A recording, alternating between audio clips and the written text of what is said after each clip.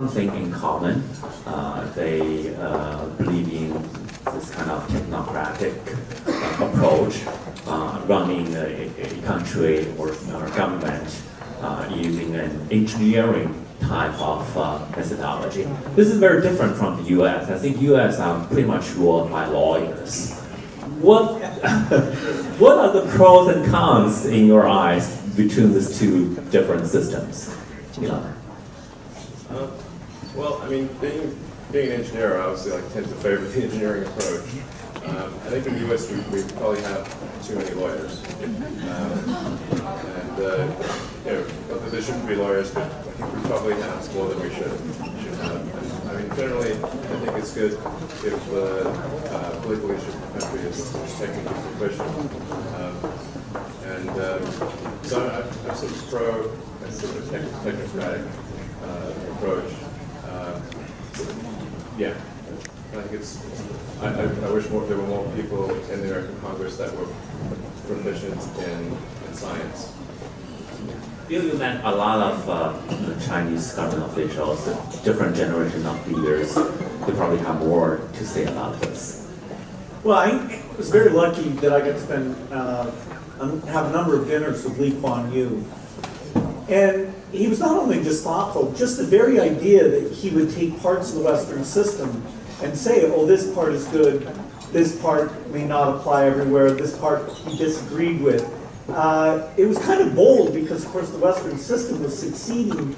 Basically all the rich countries in the world had followed the Western system. And so the idea that he thought he would do it slightly differently was a huge contribution. And Singapore is a city-state, so you can do things in terms of paying government salaries and excellence there that may not scale up, but what he did was very incredible.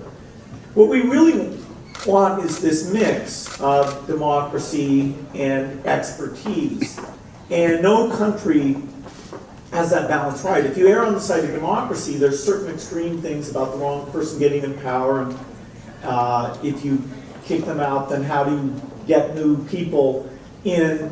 So the democracy side, it has some huge advantages that have helped the U.S. Quite a bit.